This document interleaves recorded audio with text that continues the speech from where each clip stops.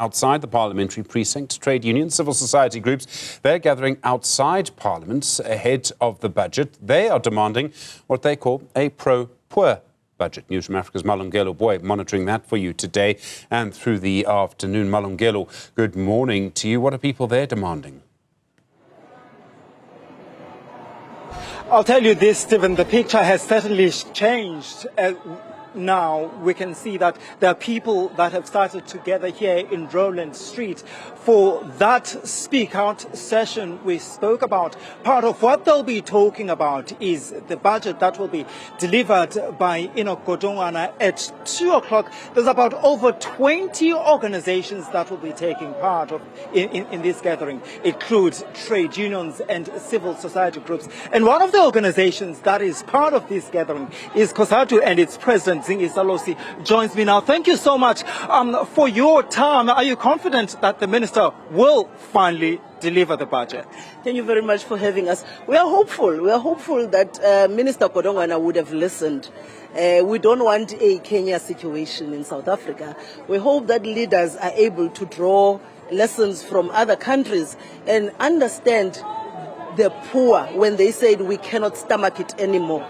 We are waiting and will be hopeful that what he would not do is to increase the personal income tax and also the VAT increase. And also we're hopeful that he's not gonna go for austerity.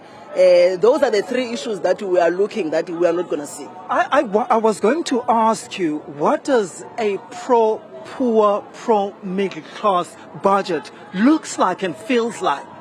It must be a budget where it deals with issues of ensuring that there's public service delivery that will be received by the poor, giving budget to your health, to education, to police, and to ensure that when people need services, they're able to get those services. But also ensure that you are giving, like for example, SARS, that is able to collect revenue and deal with illicit financial flows, but also ensure that those that are on tax evasion, you are able to catch them. And that, for us, we think that it will generate the income that we need as a nation. There's been conversation on whether there will be a VAT increase, no VAT increase. There is a suggestion that there's likely to be a VAT increase. It may not be as higher, but you're saying no VAT increase. What happens if there is a VAT increase? Well, look, let's hear if there is, what percentage will that VAT increase and what will be the impact to the poor? Because what we cannot close our eyes on is that we have over 40% of unemployment in this country. The youth in this country constitute over 75% of unemployed. And if you put any VAT increase, even if it has a minimum of increase, definitely the negative spin-offs are for the poor to feel it. And the rich would have nothing. Why is the minister not looking into the tax for the wealthy, company tax increase? Because there we know that that's where we are making billions there, instead of punishing the poor. Why shouldn't they cut the bloated cabinet as well? Definitely. We would not say no to that because really we could not understand the justification. We're in the government of national unity, and before this 7th administration we were crying about a bloated government. In the 6th administration we got worse in the 7th administration.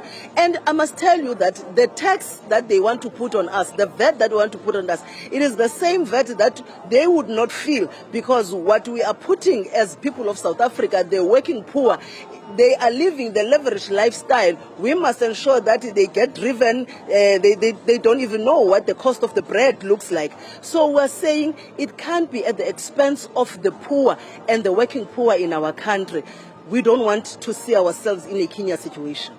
Thank you so much for your time. Zingiswa Losi, Stephen, she is the president of Cosatu. She's joining this gathering outside Parliament as we build up for that budget speech by the Finance Minister Enoch Godongwana. As you've heard, the people that will be gathering here, Stephen, they're saying that they want a pro-poor and pro-working class budget. Well, Rowland Street, Stephen, has completely been cordoned off to traffic by police from that end and the other end. And you can also see the police nyalas that will be keeping an eye at what will essentially be taking place here with those deliberations amongst the people that are gathering here, saying that they don't want any VAT increases. They are tired of austerity measures. The question, Stephen, is now, will the minister listen?